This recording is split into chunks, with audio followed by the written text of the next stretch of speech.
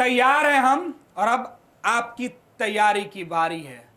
पाकिस्तान को मुंहतोड़ जवाब और पाकिस्तान की तरफ से होने वाले कायराना हरकतों को सीधे जवाब देने की बारी अब सेना के साथ साथ आपकी और हमारी है। 7 मई को सिविल डिफेंस यानी मॉक ड्रिल होनी है और यह मॉक ड्रिल क्यों जरूरी है और क्यों होती है ये हम समझने आए हैं। आप तमाम दर्शकों को हम बताएंगे कि मॉक ड्रिल कल क्यों पूरे देश में किया जाएगा और इसकी जरूरत क्यों आन पड़ी है। समय की नजाकत को देखते हुए यह फैसला लिया गया है।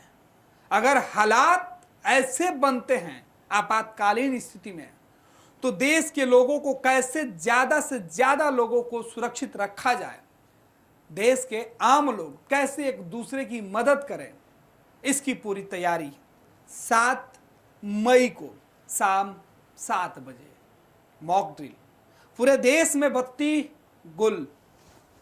और ये कोई नई बात नहीं है, इसके पहले 65 और 71 के युद्ध के दौरान ये चीज़ें हुई थी और अब 2025 में इसका रिहर्सल किया जाएगा। हमारे साथ हमारे सहयोगी नीतीश जुड़ेंगे, नीतीश से हम चर्चा करेंगे, नीतीश से समझेंगे। नीतीश, तैयारी हो चुकी है जी बिल्कुल, लेकिन मॉक ड्रिल इसका मकसद क्या है और क्या लोगों को बताना है, बिहार सहित देश के लोगों को, क्योंकि बिहार में कई जगहों पर मॉक ड्रिल है और बिहार के कई ऐसे जगह हैं जहां एहतियातन जो सुरक्षा है उसे चाक चौबंद के साथ साथ निगरानी रखी जा रही है। जी बिल्कुल गणेश, अगर हम बताएं दर्शकों को कि सिविल डिफेंस के तहत लोगों की जो सरकार की जो जिम्मेवारी है लोगों को सुरक्षित रखना। सब जिस तरीके से पहलगांव में घटना हुई 22 तारीख को और मासूम लोगों को, निहत्थे लोगों को मारा गया, उसके बाद से लगातार जो टेंशन है दोनों कंट्री के, पाकिस्तान और भारत के बीच में, वो बढ़ता जा रहा है और भारत इस बार लगातार अटैकिंग मोड में दिख रहा है और तैयारियां बहुत जोरों शोरों से चल रही हैं। ऐसे में ही तैयारी उसी कड़ी में जो है भारत सरकार पूरी अपनी तैयारी मुस्तैदी से कर रही है और लोगों को एक साइकोलॉजिकल, क्योंकि मैसेज जाना चाहिए कि हम मजबूती के साथ काम कर रहे हैं, मजबूती के साथ लगे हैं, मजबूती के साथ हमारी सुरक्षा है। इसी कड़ी में सरकार ये साइकोलॉजिकल एक मैसेज देने के लिए मॉक ड्रिल कर रही है ताकि लोग अपनी सुरक्षा के लिए तैयार रहें। वैसे ये ऐसा माना नहीं जा रहा है कि कुछ ऐसा अनहोनी होने वाला है या फिर कुछ ऐसी मोड़ आएगी लड़ाई या फिर इस तरीके की, लेकिन सरकार फिर भी अपने नागरिकों को सुरक्षा के लिए मैसेज एक देना चाह रही है। अब बिल्कुल, इस जानकारी के बाद आपके मन में यह सवाल जरूर उठ रहा होगा कि युद्ध तो सेना लड़ती है, फिर आपकी और हमारी जरूरत क्यों? आपको और हमें क्यों डिफेंस सिखाया जा रहा है? आपको और हमें क्यों बचने के तरीके बताए जाएंगे नीतीश?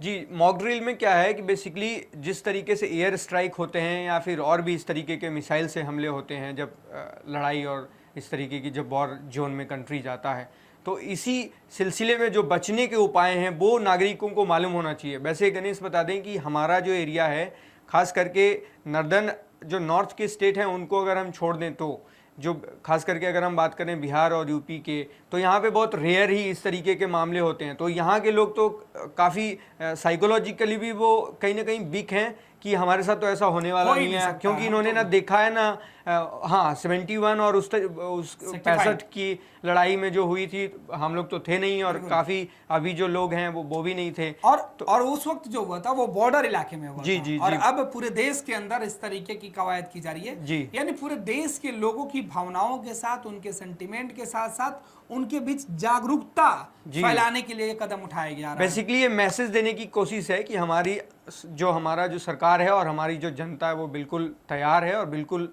एक मजबूती के साथ अपने देश के साथ खड़ी है।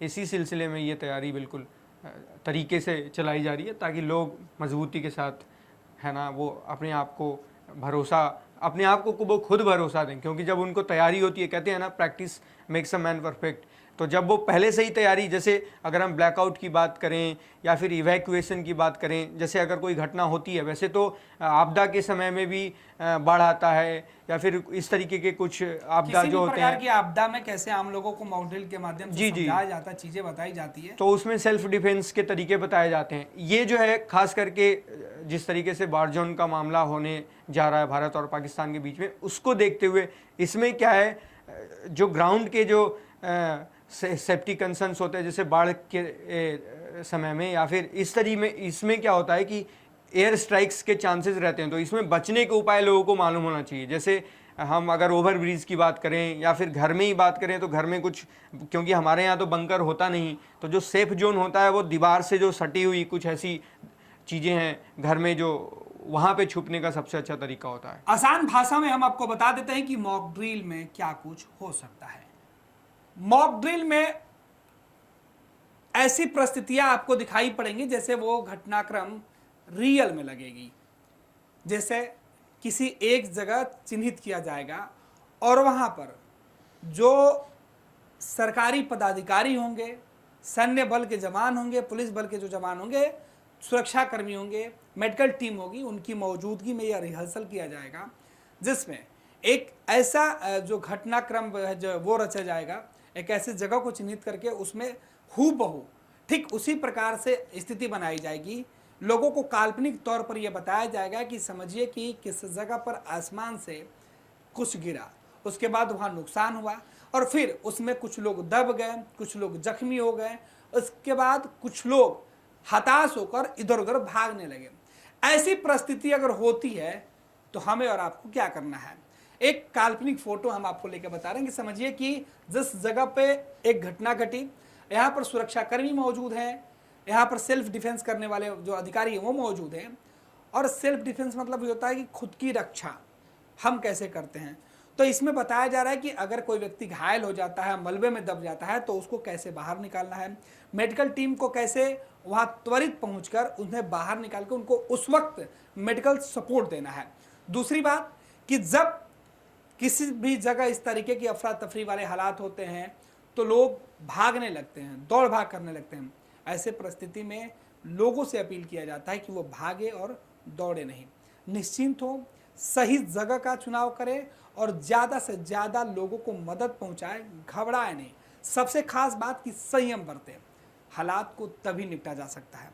इसके अलावा जो मेडिकल टीम होगी उन्हें फर्स्ट एड करना बताया जाएगा, उनको त्वरित किस तरीके से एक जगह से दूसरे जगह ले जाने के लिए उनको ट्रेन किया जाएगा, किस परिस्थितियों में लेकर जाएंगे, अगर व्हीकल जाने की स्थिति बनती है तो व्हीकल से, अगर स्ट्रेचर नहीं है तो फिर जो आपके घर में कपड़े हैं, जो डंडे हैं, उसका उपयोग करके कैसे हम स्ट्रेचर बना सकते हैं, कैसे एक जगह से दूसरे जगह हम जा सकते हैं, ये तमाम चीज़ें सिखाई जाएगी। ये सेल्फ डिफेंस के मॉक ड्रिल के जो पहले जो ट्रिप्स है वो दिए जाएंगे। इसके अलावा आपको बता दें कि अन्य जो बातें हैं कि ब्लैकआउट करने की बातें कही जा रही थी, हमारे सहयोगी नीतीश जो बता रहे थे। नीतीश, ब्लैकआउट किया जा रहा है, यानी कि कहा यह जा रहा था कि ब्लैकआउट यानी कि आपके घरों में जो रोशनी है, जो बत्ती है, जो मोमबत्ती है, जो लाइट है, उसे बुझा दिया जाएगा। और उसे बुझाने का मकसद केवल ये होगा कि ऊपर से आने वाले जो भी बाहर के लोग होंगे उन्हें ये पता नहीं चलेगा कि यहाँ पर वसिंदे हैं, जो जान माल की नुकसान नहीं हो, आपके घर हैं या फिर वो आप रहते हैं, इंसान रहते हैं या नहीं, आखिर यहाँ स्ट्रक्चर क्या बना हुआ है। अगर जहाँ ज्यादा रोशनी होगी वहाँ के बारे में सामने से जाने वाले लोगों को ये पता चल जाएगा, ऊपर से जाने वाले लोगों को पता चल जाएगा कि यहाँ कुछ ना कुछ लोग हैं, बस्ती है, अस्पताल है, एयरपोर्ट, कोई भी ऐसी जगह है जिसे निशाना बनाया जा सकता है। अगर अंधेरा रहेगा पूरी तरीके से तो नीचे की स्थिति के बारे में, नीचे की हलचलों के बारे में किसी भी व्यक्ति को ऊपर से अंदाजा लगाना कठिन हो जाएगा और वो टारगेट नहीं कर पाएगा। और यही वजह है कि बॉर्डर इलाके में जब युद्ध के समय अगर ऐसे हालात बनते थे 65 और 71 के वक्त, तो उस टाइम भी ऐसा ही हुआ। उस टाइम क्या होता था कि सभी लोगों को रेडियो पर सूचना दे दिया जाता था। कहा यह जाता था कि जब भी सायरन बजे, एक सायरन बजती है जो सबसे महत्वपूर्ण चीज है जिसकी हम चर्चा करना चाहते हैं कि एयर रेड सायरन की जो बात हो रही है उसमें, बिल्कुल, इसमें मॉक ड्रिल के पहले सायरन बजेगी। ये सायरन एक अलर्ट होगी, एक चेतावनी होगी जिससे सभी लोगों को यह पता चल पाएगा कि कुछ हो गया या कुछ होने वाला है। ऐसे में आपको संयम बरतना होगा। तो उस आवाज के बाद अपने तमाम चीजों को छोड़ के आपको उस पर फोकस करना है और उससे किस तरीके से लोगों को बचा जाए। 7 मई को भी क्या कुछ होने वाला है, हम इसकी भी चर्चा करेंगे। चारों तरफ जो सभी इलाकों को कैसे ब्लैकआउट किया जाए, इसके लिए जो बॉर्डर इलाके में पहले हुआ करते थे कि घरों में चूल्हे बंद कर दिए जाते थे, कोई खाना नहीं बनाता था कि उसकी रोशनी से बाहर वाले व्यक्ति को कुछ पता चल जाए, अंदाजा नहीं लग पाया सही से आपके लोकेशन का। तो घरों की खिड़कियों पर पर्दे डाल दिए जाते थे, पेपर लगा दिए जाते थे जिससे रोशनी बाहर नहीं जाए। कल भी ठीक वही काम होने हैं। राजधानी पटना भी मॉक ड्रिल वाले इलाके में है और इसमें चुना गया है जो ब्लैकआउट पूरे इलाके को अंधेरा कर दिया जाएगा। फिर लोगों को कहा जाएगा कि अपने घरों की जो बत्तियां हैं उसे बुझा दे, किसी भी तरीके से रोशनी नहीं करें, और कुछ देर तक ये रिहर्सल होगा। और कल सायरन की आवाज़ बजते ही ये सब चीज़ें होनी है। बंकर्स बनाए जाते थे पहले, अब तो बंकर्स है नहीं, क्योंकि हमारे तरफ बिहार की अगर हम बात करें, बिहार उत्तर प्रदेश, अगर अन्य राज्यों की बात करें तो कई ऐसे राज्य हैं जो बॉर्डर से बिल्कुल सटे हुए नहीं और कभी ऐसे हालात बने भी नहीं है। तो हमारे घरों के आसपास बंकर नहीं होते हैं, लेकिन जो बॉर्डर इलाके हैं वहाँ बंकर बने होते हैं, घरों के आसपास गड्ढे खोदे गए होते हैं। और ऐसी स्थिति में बंकर के नीचे चले जाने से ऊपर से आने वाले जो भी हमले होते थे उसमें वो बच जाते थे। नीतीश, कल बेसिकली क्या कुछ होने वाला है? जी बिल्कुल, कल जो है 7 मई को, जी 7 मई को जिस तरीके से गाइडलाइन आया है गृह मंत्रालय का, उसमें मॉक ड्रिल है बेसिकली। उसमें ब्लैकआउट भी है, इवैक्यूएशन भी होना है कि अगर कोई घटना होती है, अप्रिय घटना, तो किस तरीके से बाहर निकाला जाए और कैसे छुपा जाए। तो उसमें जो गाइडलाइन दिया, जो एक्सपर्ट्स हैं वो बता रहे हैं कि या तो आप किसी घर में आपका कोई वॉशरूम जैसा, जहाँ पे बाथरूम जो बनता है वो कहीं ना कहीं दीवार से सटी होती है, तो वो काफ़ी मजबूत माना जाता है वो एरिया। उसके बाद जो अगर आप सड़कों पे जा रहे हैं, कहीं ऑफिस जा रहे हैं या कोई काम से बाहर हैं, तो आप ओवर ब्रिज के नीचे, जो ओवर ब्रिज का जो फाउंडेशन होता है वो काफ़ी मजबूत होता है, तो वहाँ पे भी अटैक के मामले में, अटैक के दरमियान बचने के चांसेस बहुत ही ज़्यादा होता है। और भी कल देखा जाएगा कि किस तरीके से मॉक ड्रिल के जो है गाइडलाइंस और लोगों को बताया जाता है। और उसमें एक बात और कि अगर ट्रैफिक में आप हैं तो ट्रैफिक में आपको अपनी लाइट, व्हीकल की जो लाइट होती है उसको भी बंद करने हैं, मोबाइल के भी लाइट रिक्वेस्ट किया गया है। ये पटना के डीएम ने रिक्वेस्ट किया है और जो गाइडलाइन है गृह मंत्रालय का उसमें भी यही कहा गया है कि कम से कम 10 मिनट के लिए, 7 बजे से लेके कुछ मिनट का है, 10-15 मिनट का है, तो उसमें कम से कम रिक्वेस्ट है लोगों से कि ये मॉक ड्रिल है और इसमें ये बिल्कुल तैयारी है ये कि किस तरीके से वॉर के टाइम में हम तैयार हमें रहना होगा देशवासियों को। बिल्कुल, ये आपके और हमारे लिए है। अगर हालात बिगड़ते हैं तो हमें सरकार के साथ खड़ा होना है। दरअसल जब कल अंधेरा होगा तो आपको रोशनी नहीं जलाना है, अंधेरे में और अंधेरा करके इस मिशन का हिस्सा बनना है। आप सरकार के उस अभियान से जुड़िए जिससे आपकी ताकत, आपकी सूझबूझ, आपके पड़ोसी मुल्क जो आपके दुश्मन हैं उनको सबक सिखा दे। आपकी हुंकार, शांति वाला अंदाज और आपकी रणनीति पाकिस्तान के ऊपर फिलहाल भारी पड़ते हुए दिखाई पड़ रहा है। और यही वजह गुजारिश किया गया है कि 7 मई को पूरे देश में जब मॉक ड्रिल किया जाएगा, सायरन बजेगी, उसके बाद से हर कोई सतर्क हो जाएगा। तो कल 7 मई को जब आपको भी सायरन की आवाज़ सुनाई दे तो सबसे पहले आप जहाँ भी हो, जिस स्थिति में हो, एक सुरक्षित जगह आपको खोजना है, वहाँ खड़ा हो जाना है, अपनी गाड़ी और अपने मोबाइल फ़ोन की रोशनी को बंद कर देना है, अपने घर और अपने जिस जगह पे आप हो वहाँ की बत्ती बुझा देना है, कोई हलचल आपको नहीं करना है। ये टारगेटेड जो लोकेशन है जिससे कि आसमान से जाने वाला कोई भी शख्स या बाहर से कोई भी शख्स आपकी एग्जैक्ट लोकेशन पता नहीं कर पाया। इस तरीके से हम ज़्यादा से ज़्यादा लोगों के साथ खुद को बचा सकते हैं और लोगों को भी बचा सकते हैं। दूसरी बात, अगर ऐसी परिस्थितियाँ बनती है तो हालात अगर ज़्यादा हमारे पास नुकसान होता है तो हम कैसे अपने साथ दूसरे लोगों को बचाएं, क्या कुछ उनको मदद कर सकते हैं और किन किन जगहों पर मदद कर सकते हैं, इसका भी मॉक ड्रिल में तमाम चीज़ें बताई जाएगी। साथ ही साथ आपको बताते कि ऐसे ऐसे जगहों को सुरक्षित रखने के लिए निर्देश दिए गए हैं कि कैसे उन्हें छुपाया जाए, जैसे हॉस्पिटल्स, एयरपोर्ट और बाकी ऐसे जगह जो इमरजेंसी सेवाओं के लिए होती है उनको सुरक्षित रखने के दिशा में भी इस मॉक ड्रिल में कई निर्देश दिए जाएंगे।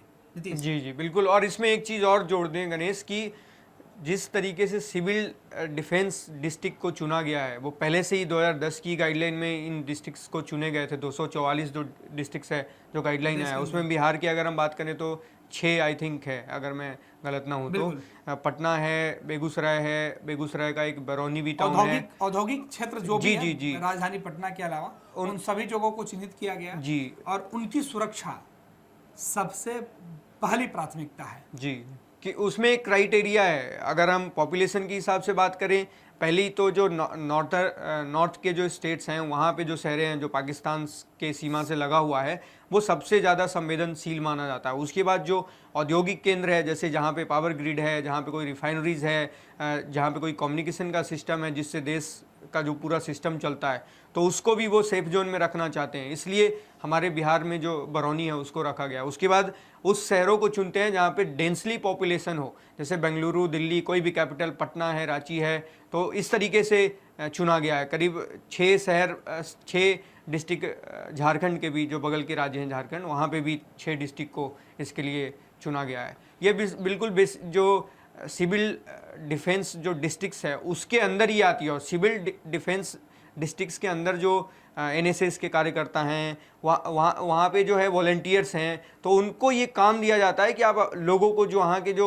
लोकल अथॉरिटीज़ के साथ कोऑर्डिनेशन बना के और अवेयर करना कि किस तरीके से अगर वॉर होता है तो वॉर के समय कैसे बचना है, फेक जो न्यूज़ आते हैं उस पर ध्यान नहीं देना है, सरकारी जो आते हैं न्यूज़, जो खबरें आती हैं उस पर ध्यान देना है, कैसे लोगों को मदद करना है, अगर किसी के साथ कोई अप्रिय घटना होती है उस समय तो कैसे उनको हॉस्पिटल पहुंचाना है, ये सारी जो तैयारियां हैं वो कराई जाती हैं इस माध्यम से, जिले के स्तर से। बिल्कुल।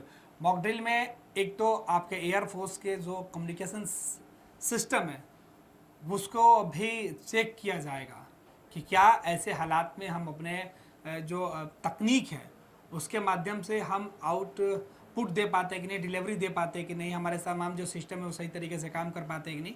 तो पूरा जो माहौल होगा वो युद्ध के समान होगा, युद्ध क्षेत्र रणभूमि बन जाएगा कल 7 बजे। और इसी रणभूमि में जो परीक्षा है वो पास होनी है। देखा जाएगा कि क्या हम सच में किसी भी परिस्थिति से टकरा कर जीत हासिल कर सकते हैं या कहीं चूक जाएं। अगर चूक रहे हैं तो हमारी गलती क्या है और उसे कैसे हम दूर कर सकते हैं, यही मॉक ड्रिल का मेन उद्देश्य है। साथ ही साथ देश के लोगों का भरोसा और दुश्मनों को ये बताने का भी यह मौका होगा कि हम किसी भी परिस्थिति से जूझने के लिए तैयार हैं। पैनोरमा ग्रुप, जो सोचता है वो करता है, आपके अपने सपनों का आशियाना। ये लो, मुंह मीठा करो, आज मैंने अपना जॉब छोड़ दिया, अब हम पूर्णिया वापस जाएंगे। जॉब छोड़ दिया है? मतलब ये घर कैसे चलेगा, हम करेंगे क्या, और माँ बाबूजी क्या बोलेंगे? इसलिए मैं एक और मिठाई का डब्बा लाया, अपने बिजनेस के लिए लोन अप्रूव हो गया। अरे लोन अप्रूव हो गया वो तो ठीक है, लेकिन पूर्णिया में हम रहेंगे कहाँ? अपना घर भी तो नहीं है वहाँ। इसलिए तो एक और मिठाई का डब्बा अलग से लाया हूँ। हमने पूर्णिया में घर ले लिया है, पूर्णिया के ई होम्स पैनोरमा में। पूर्णिया में पैनोरमा ग्रुप लेकर आए हैं ई होम्स पैनोरमा, बड़ा घर, आलीशान जिंदगी और अत्याधुनिक सुविधाओं के संग। अरे अब क्यों मुंह मीठा करवा रही हो? क्योंकि हम घर वापसी जो कर रहे हैं। घर वापसी की खुशी पूर्णिया में ई होम्स पैनोरमा के संग। E homes panorama, luxurious lifestyle redefined.